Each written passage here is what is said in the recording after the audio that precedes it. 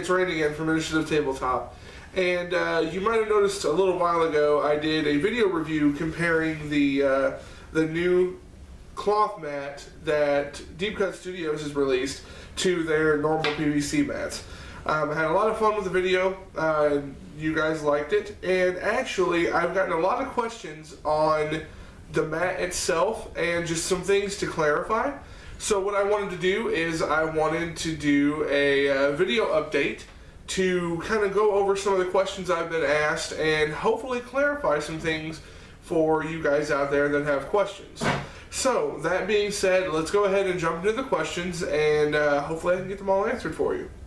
One of the questions that I received specifically for the cloth mat is the surface gloss or matte? On your PVC mat, it's going to be glossy. You can see how the light, I purposely put a light here so you can see how the light shines on it. This, on the other hand, the cloth mat, it's going to have a matte finish. So it's not going to have that shine. It's not going to have that gloss finish that you're going to get with the PVC mats. In one hand, it's good, just because if I had lights hanging from the ceiling, this whole thing would be, lit up. Sometimes it might be hard to see some of the detail. But when I look at the cloth mat, I can have as many lights on it as I want, and this is just going to show up perfectly fine. All of the details are just brilliant on the cloth mat. So yeah, you're going to get a matte finish here with a gloss finish here. So hopefully that answers that question. Another question I received is, does the mat slide on the table? Well, obviously, when you're applying force to the mats, they slide on the table. Now, this is going to actually have a little less weight than the PVC mat, but as long as it's down on the table and you have it in the center, it doesn't move around. Especially when you have models on it weighing the cloth mat down, it doesn't really move as much. Now, on the back of the mat, you are going to feel a little bit of a slick surface, but the reason why you don't feel it on this side is because the image is heat transferred onto this mat. So honestly, between the two, this one actually slides easier because it's got that gloss finish all throughout. So in my opinion, no, the mat does not slide that easily across the table unless you want it to, unless you're trying to move it. Another question that I received is in specific to the cloth mat, is how does it stretch? Like when you stretch it out, how firmly does it straighten? When you stretch it out with just your hand, depending on how long you've had it folded or how creased you've gotten it, it might not stand out or stretch out perfectly. One of the ways that you can avoid that is by hanging the mat up. Actually, it's the same principle as if you have a shirt with wrinkles in it. You can hang the shirt, the wrinkles will fall out. If you can hang the cloth mat up, these creases should come out, but if you just try and straighten them out like this, they don't really come out that easily. In regards to the folding crease lines, I got a question. Somebody was asking me, how do the crease lines affect gameplay? Does putting a model on the crease lines affect anything at all? When I go to answer another question that I received, I'll go over this a little bit more. I can tell you it doesn't really affect the gameplay that much, especially if you've gotten it folded out and placed neatly on the table. Some people like to put weights on either side just to kind of hold it in place. I know some people who even pull it over the table if they have a table that's big enough. That seems to work. But, I mean, honestly, the crease lines don't affect the gameplay as much, especially if you're playing with bigger models. This is the Asteroid mat, so you're obviously going to be playing a space game, and I know there's a lot of large ships out there, things like that, so you shouldn't have any problems, but later on when I answer another question, we'll come back to this.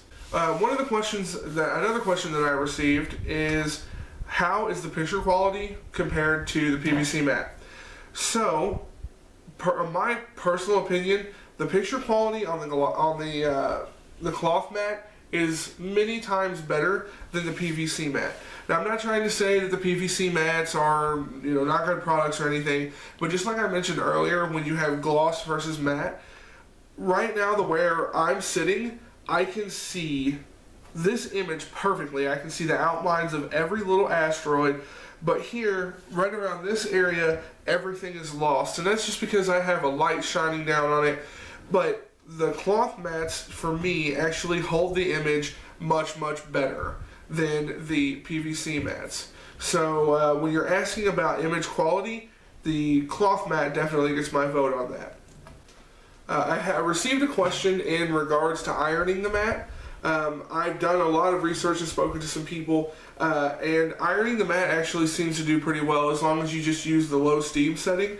What it will do is it'll knock these creases right out. Now the image that's on the cloth mat was heat transferred to the mat, so adding the ironing of the mat is not going to tear up the image. It's not going to mess up the mat at all. In fact, it's just going to get the crease lines out. But when you fold the mat up and put it back into its original packaging or on your shelf, there is a chance those crease lines could come back, especially depending on how long you keep the mat folded. So that's something to keep in mind whenever you go to do something like that. Alright guys, so I wanted to bring the camera in to answer these couple of questions. One of the questions I got specifically was, how well do the models slide across each surface?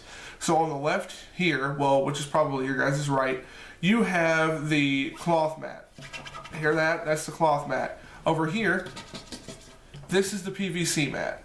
So I know that I don't have space models. I actually got rid of my Star Wars X-Wing. I know, kill me. But I've got plans for other games, so just sit tight.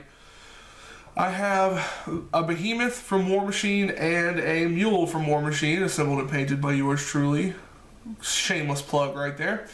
So they're both quite heavy models. This one's not as heavy, so it's about as heavy as some of the bigger ships in Star Wars was.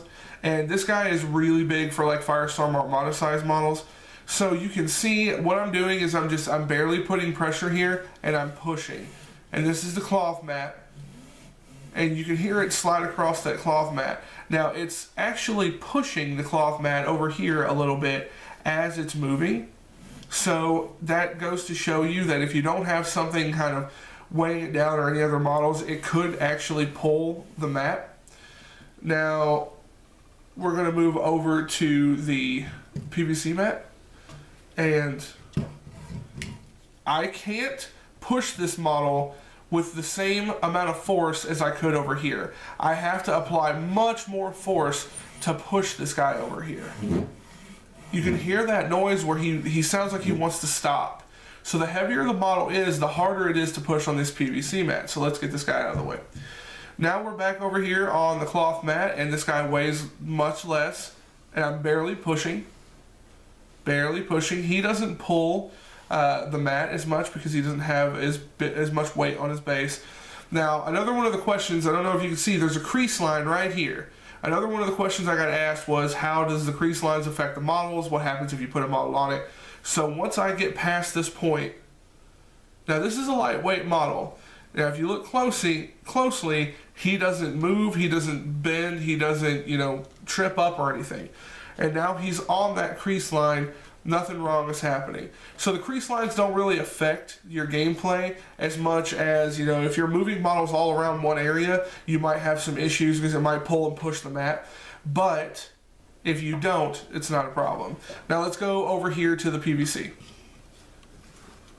Now this guy's a lightweight model, so I can push him, though it still takes a little more force to push this guy on the PVC mat.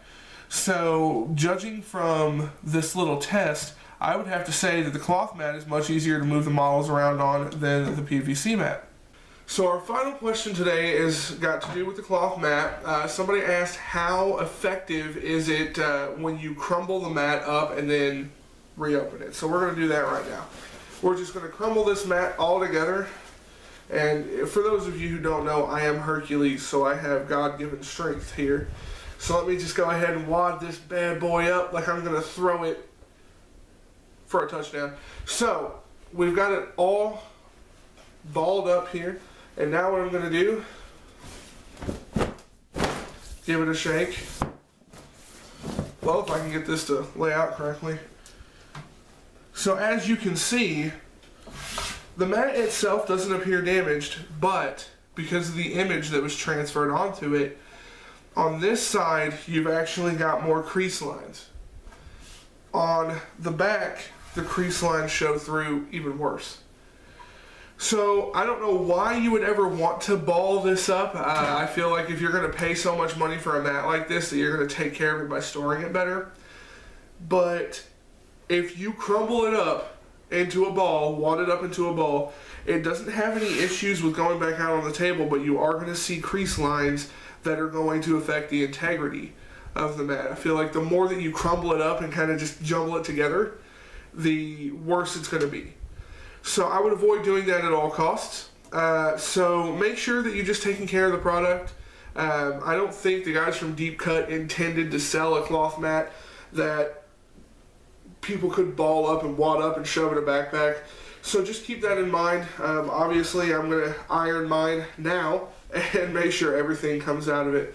And I remember on YouTube specifically, if you go back to our last video, someone asked about machine washing of the mats. They are machine washable. For specifics, click the link in the description below. It'll take you to the previous video, and I've answered that in a question. So that being said, thanks for checking out the video. I'm glad that I could answer these questions for you. I'm really happy to do this. If you have any other questions regarding these mats or any of the other mats that I've reviewed, any of the games that we've reviewed, anything like that, please, please, please don't hesitate to send them to us. That's what we're here for.